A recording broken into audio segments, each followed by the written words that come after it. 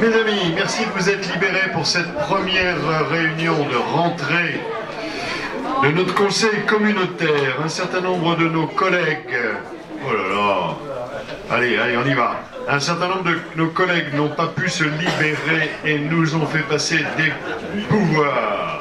Jean-Claude Cagnon à Marina Ferrari, qui pèse 2 voix, Marina, ce soir. Pascal Peller à Christiane Mollard, qui pèse 2 voix. Oh, même 3 avec Pascal. Hein. Marie-Pierre Françoise Caron, qui est là. Didier François à Robert Clerc, ici présent. Nicolas Marc à Gabriel Coueren, qui est là. Et Nicolas Verriot à Jérôme Darvet, que j'ai vu aussi. Vous n'avez pas d'autres pouvoirs dans vos tiroirs, dans vos chemises, dans vos cartables. Donc on considère qu'on a fait le tour. Alors mes amis, on a une séance peut-être un peu longue. Vous avez dans vos liasses de rapport l'approbation du compte-rendu du Conseil communautaire du 12 juillet dernier, que vous avez sûrement tous regardé, et qui sûrement n'appelle comme d'habitude aucune remarque de votre part. S'il y a quelqu'un qui lève le doigt, je suis mal. Donc il n'y a pas de problème, on considère que le procès verbal, le compte-rendu du Conseil, vous convient. Je vais donner directement la parole à notre vice-président Eudes Bouvier qui me rejoint pour avoir un micro qui marche, sur 2 questions liées à la gestion des milieux aquatiques et la protection des inondations. Le premier rapport que Eudes a présenté à ses collègues maires tout à l'heure est le transfert à Grand Lac, non c'est le deuxième que tu as présenté, transfert à Grand Lac de la compétence donc animation. Vas-y. On est page 12. Merci Monsieur le Président, bonsoir à tous. Voilà, on est là dans le découpage des différentes compétences. Donc, Grand Lac est compétent en matière de protection et de restauration des milieux aquatiques. On faisait ça sur le territoire de l'ex-Calbe. La compétence, elle entrera en vigueur à compter du 1er janvier 2018 dans le champ des compétences obligatoires. Pour ce qui est de la partie animation, en fait, celle-ci, et uniquement celle-ci, sera transférée au CISALB, et tout le reste, GEMAPI, sera délégué. Par ailleurs, il y a 5 communes de Grand Lac de Chautagne qui sont Chana, Meaux, Ruffieux, Serrières et Vions, qui sont actuellement membres du syndicat mixte du Haut-Rhône, le fameux SHR. Bien sûr, ce SHR va perdurer, simplement, c'est la loi, Grand Lac se substitue aux communes. Mais on laissera dans les membres de Grand Lac qui iront au SHR les gens qui sont concernés. Et il est par ailleurs proposé ce soir d'ajouter une mention relative à la création d'un espace muséographique qui concerne l'aquarium. Voilà. Vous avez des questions? Alors je vous propose de mettre la délibération aux voix. Y a-t-il des oppositions? Je le fais pour le président, ça va plus vite. Des abstentions? Et je vous remercie. Oui, c'est génial. Merci Eudes. Donc ce rapport de la page 12 sur le transfert, la compétence... Il serait bon président, je trouve. Hein, c'est un putsch, ça, non?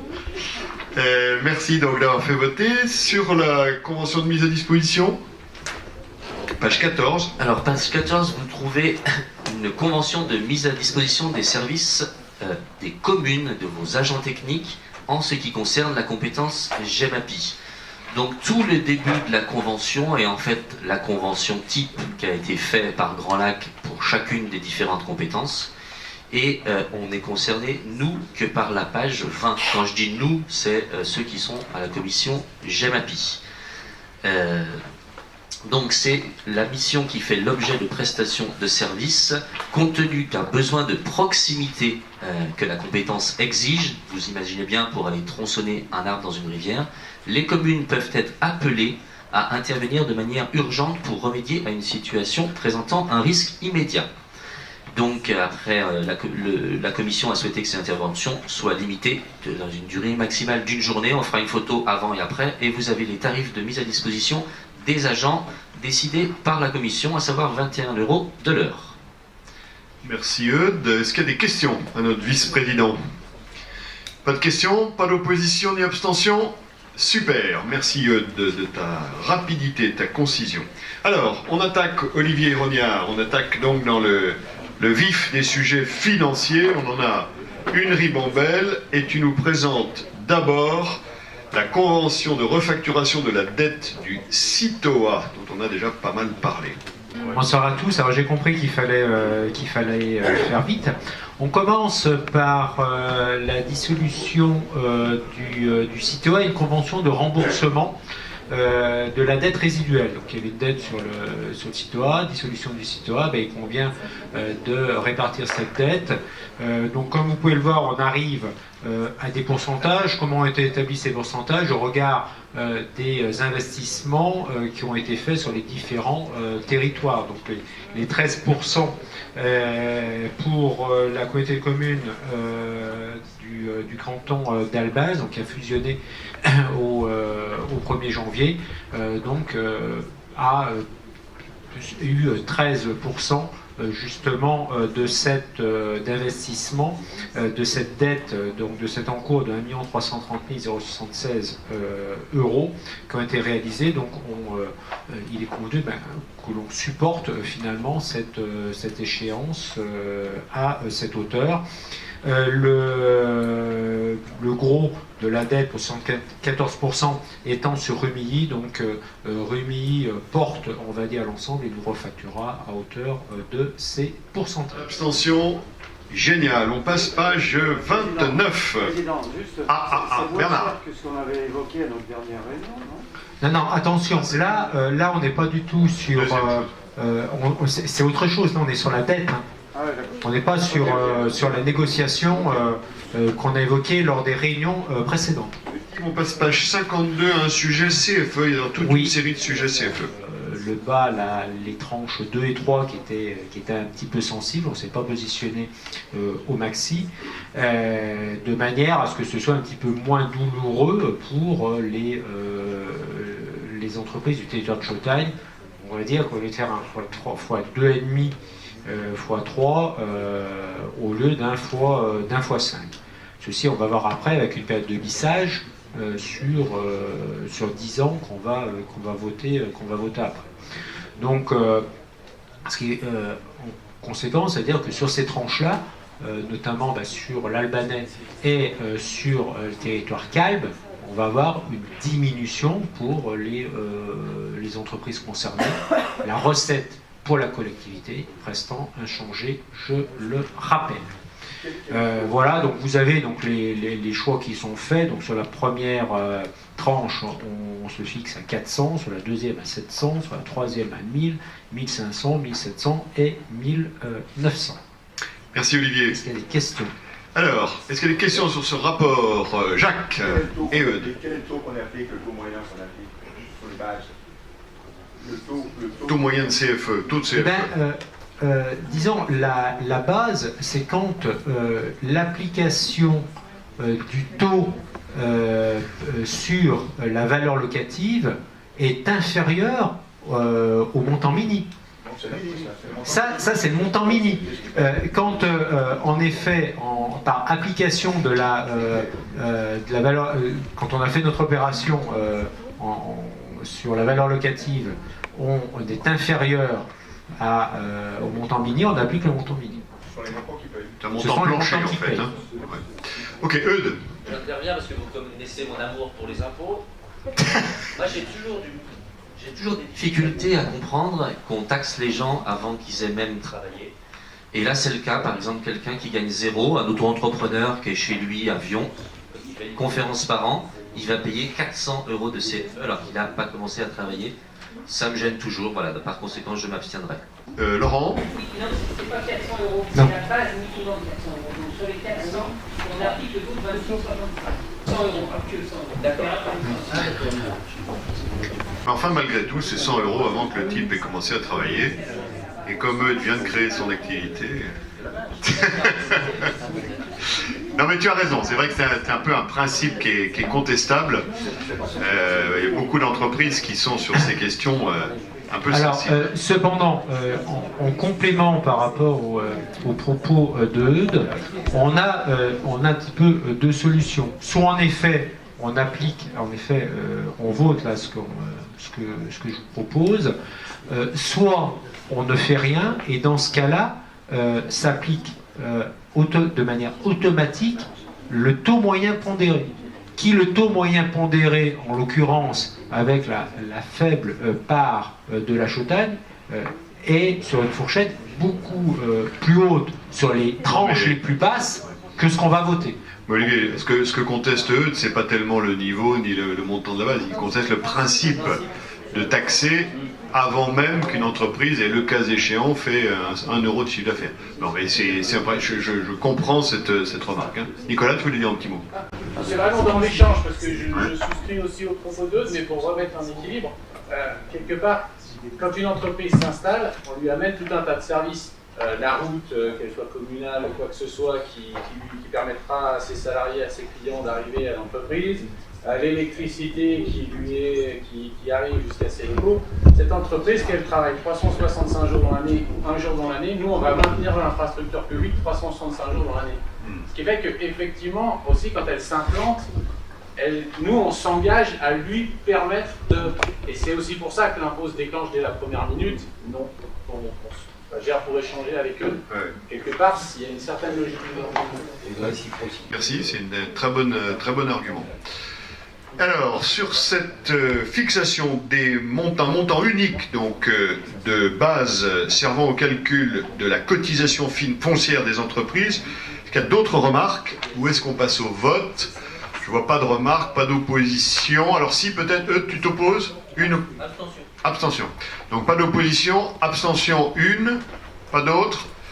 Je vous remercie. Alors maintenant, comme tu nous l'as annoncé, on lisse tout ça sur 10 ans. Voilà, donc on reste sur ce sujet-là, et donc maintenant, c'est une délibération pour la période de lissage. Et là, je vous propose de lisser sur la plus longue période qui nous est autorisée, à savoir 10 ans. Est-ce qu'il y a des questions sur ce lissage, donc sur la durée la plus longue de 10 ans? Pas de questions. Est-ce qu'il y a des oppositions ou des abstentions?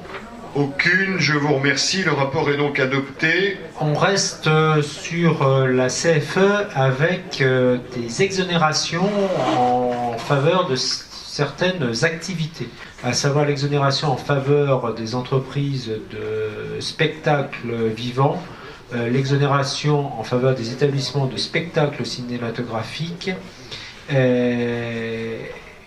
dans des domaines très particuliers, parce que c'est les cinémas, art et essai, il faut être précis. L'exonération en faveur des librairies indépendantes de référence. Merci Olivier. Alors je vous propose de les voter séparément, puisque c'est 3 rapports différents, même si effectivement l'objet est exactement le même, à moins qu'il y ait des questions avant qu'on passe au vote. Bernard? Juste une petite remarque. Par les temps qui courent, on cherche beaucoup d'argent. Je ne sais pas si on aurait intérêt à exonérer les théâtres de marionnettes. Oui. C'est pas fini les clowns. Est-ce que c'est pas fini les clowneries? Non.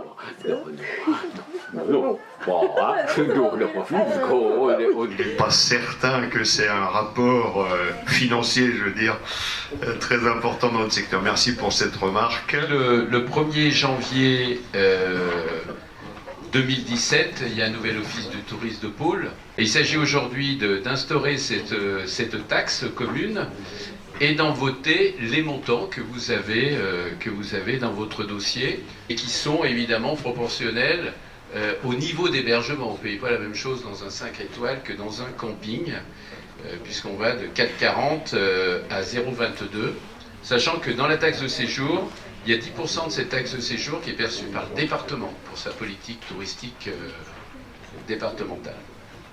Voilà, Monsieur le Président. Merci. Alors, cette affaire avait donné lieu à pas mal d'échanges la dernière fois, donc on s'est reparlé depuis, notamment avec les maires. Néanmoins, le débat reste ouvert. Est-ce qu'il y a des questions? Ouais, André. C'est juste une question de formulation parce que je ne comprends pas. Après l'énumération, Palace, les 3 lignes qui sont en dessous, à mon avis, avec le Y que Savoyard, ne veulent rien dire. Attends, vas-y, t'es où là? On est sur l'énumération Palace, et les trois lignes qui sont après.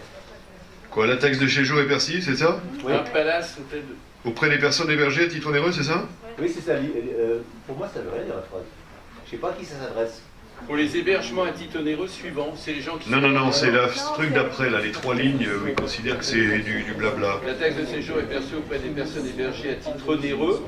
Il faut juste ajouter la taxe de séjour est perçue par les personnes hébergées à titre onéreux sur le territoire de Grand Lac. Voilà, alors la taxe de séjour est perçue auprès des personnes hébergées à titre onéreux qui ne sont pas domiciliés sur le territoire de Grand Lac et qui n'y possèdent pas de résidence. Ça va, ça? Bon, un truc comme ça, on s'est compris, mais c'est vrai que c'est mal formulé. Merci André de... On comprend la philosophie. Bernard, je l'ose. Si moi je prends un hôtel à Aix, pour des raisons quelconques, je ne paye pas la taxe de séjour. Si Bernard Gelose, habitant de Saint-Offenge, vient, ce qui serait une bonne idée d'ailleurs, dépenser un peu d'argent à Aix-les-Bains pour une nuit, pour des raisons qu'on ne demandera pas, il serait exonéré de taxe de séjour. C'est ça le truc? Ça va ça? Laurent, c'est pas gouré. D'autres questions? Jean-Marc Vial. Merci. Je voulais peut-être ouvrir un débat, mais comme je ne suis pas au bureau, vous m'excuserez par avance si c'est le cas. Je voulais juste parler, en regardant la liste des établissements concernés, je n'ai pas trouvé un mode d'hébergement qui se développe, et Michel le sait bien, c'est les Airbnb. Est-ce que vous avez pensé à cette catégorie, qui, je sais, dans d'autres communes, je crois que c'est à Paris, est déjà l'objet d'une taxation? Voilà. Merci, très bonne question. Oui, tout à fait. Donc on parle bien en effet des hébergements à titre onéreux, et c'est vrai que quelqu'un qui hébergerait, un particulier qui hébergerait des personnes à titre onéreux, devrait reverser la taxe de séjour, on serait sur la catégorie meublée. Il faut savoir qu'une demande a été faite à Airbnb, puisqu'on pense qu'il y a sur le territoire de Grand Lac à peu près 300 hébergeurs Airbnb. Mais tout à fait, en effet, le financement des offices du tourisme par la taxe de séjour passera évidemment par la connaissance de ces hébergements-là, parce que, à mon avis, ça ne va pas baisser, le pourcentage va même sans doute augmenter. Ouais, enfin, il y aura peut-être aussi une législation fiscale un peu différente sur ces sujets-là, parce qu'il y a aujourd'hui pas mal de concurrence jugée déloyale, même si par ailleurs ce genre d'économie-là du partage se développe. Bon, voilà, donc pour nous c'est énorme, hein, puisque on est sur 800 000 euros à peu près. Est-ce que donc sur cette affaire il y a d'autres questions? Oui, Robert, le micro arrive. Oui, je posais la question et avoir une précision sur la carte d'hôte. Sur les cartes d'hôtes, j'espère qu'on va pouvoir en bénéficier, toutes les communes vont pouvoir en bénéficier à partir du 1er janvier prochain. Or, compte tenu que la taxe de séjour a été perçue par les communes et reversée à l'Office du tourisme, il aurait été bien que déjà sur l'année 2017, cette carte d'hôte puisse bénéficier à tout le monde.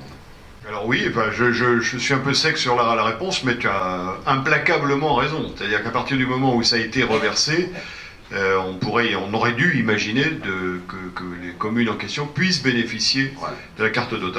C'est une remarque qui nous a été faite par les hébergeurs une fois encore, et vérifiée auprès de l'OT, c'est exact.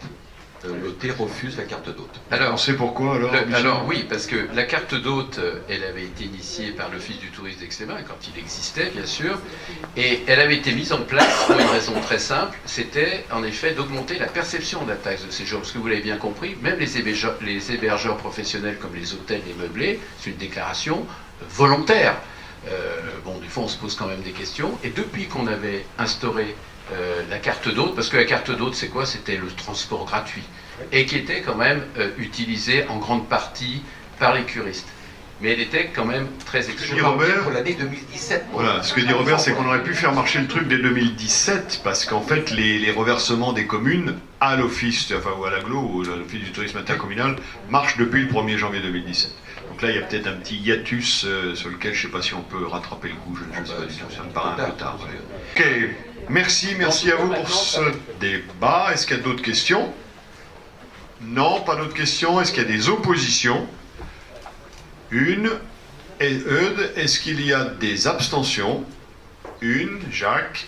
Donc, je vous remercie pour cette institution ou instauration. Je crois que le rapport suivant, tu ne le présentes pas, si? Si. Alors, vas-y. Vas-y. Maintenant, on va parler de la fermeture du service de l'aquarium. Vous êtes évidemment pas sans savoir que l'aquarium est fermé depuis officieusement depuis le 1er septembre, puisque ça a donné lieu évidemment à de nombreux débats depuis le début du mandat, mais bien avant le début de ce mandat, sur le mandat précédent. Donc, en effet, il s'agit aujourd'hui de constater la fermeture du service de l'aquarium, puisque c'était un service qui était rendu par Grand Lac. Je voulais vous dire que actuellement, donc on a fermé au 1er septembre. On est en train évidemment de répertorier, de ranger, de débarrasser les bâtiments, puisque les travaux devront commencer d'ici la fin de l'année. L'idée, c'est de pouvoir rouvrir la muséographie au printemps 2019 et l'espace de restauration en automne 2018. Donc vous voyez qu'on est quand même dans des temps bien tenus. Et c'est vrai qu'il faudra qu'on évite de perdre du temps.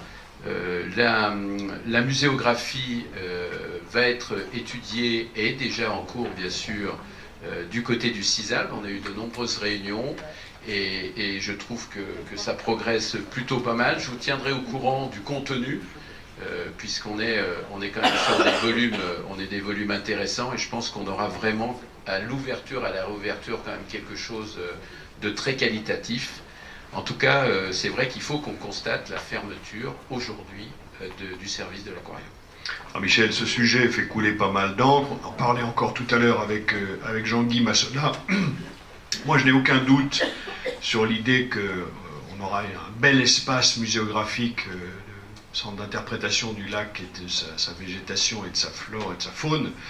Ce qui serait bien pour faire taire le plus possible la polémique, c'est qu'on puisse vite montrer ce que sera ce centre d'interprétation.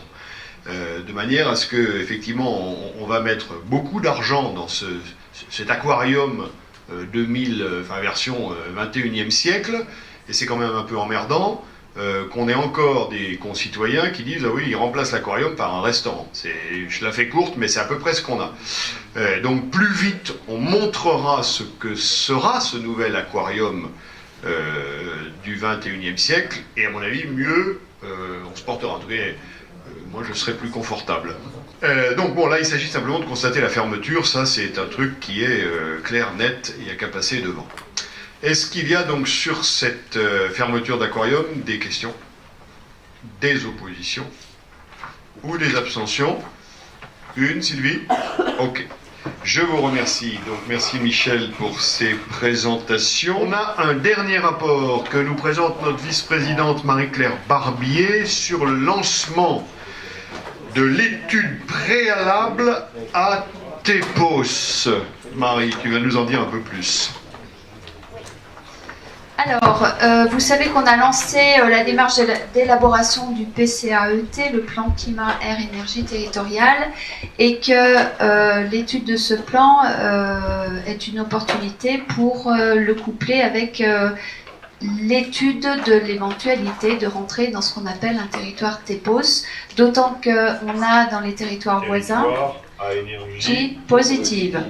D'autant plus qu'on a dans les territoires voisins que sont le Parc des Bauges, Chambéry Métropole et l'Agglo d'Annecy, un seul et même TEPOS qui fonctionne depuis 2015. Donc, c'est pas les territoires voisins, les Bauges, on en fait partie. Oui, non, mais disons l'institution Parc naturel régional des Bauges, plus exactement. On en fait partie aussi. L'ex-communauté. Non, c'est pas l'ex-communauté de communes, c'est le Parc naturel régional des Bauges qui partage un TEPOS avec Chambéry Métropole et l'agglomération d'Annecy. Et en fait, l'agglomération aixoise fait un peu tâche au milieu, pour être très clair, puisque n'est pas rentrée dans un territoire de ce type-là. Ne s'est pas associé à l'époque. La question est de savoir, faut-il s'associer? Et pour le savoir, il faut étudier l'opportunité ou pas de le faire.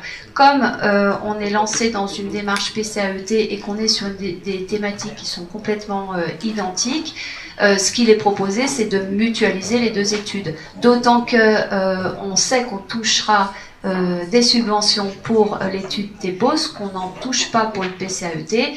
Donc, tant qu'à faire, autant bénéficier de ces subventions pour étudier les deux problématiques qui sont si intimement liées. La commission Lac et Transition énergétique est favorable à ce qu'on lance cette étude. Donc, il vous est proposé d'engager Grand Lac dans la réalisation de cette étude, de solliciter l'ADEME pour cette subvention qui peut aller jusqu'à 70% des montants engagés avec un plafond de 30 000 €, de notifier cette information aux acteurs concernés et d'autoriser le président à signer les documents correspondants. Merci Marie. Est-ce qu'il y a des questions sur cette étude préalable sur le territoire à énergie positive que nous pourrions vraisemblablement être? Non, pas de questions, on vote ça, donc pas d'opposition ni abstention. Je vous remercie, merci Marie. Et donc le prochain bureau, pour ceux d'entre nous qui siègent au bureau, c'est le 5 octobre à 18 h, et le prochain conseil dont on a donc décidé qu'il se tiendrait à Exapole sera le 26 octobre à 18 h 30. Si vous avez encore quelques minutes, je crois qu'on a préparé un coup à boire, je ne sais pas trop où, en bas probablement. Voilà, et on peut se retrouver un petit moment autour d'un verre. Merci à vous. Ah.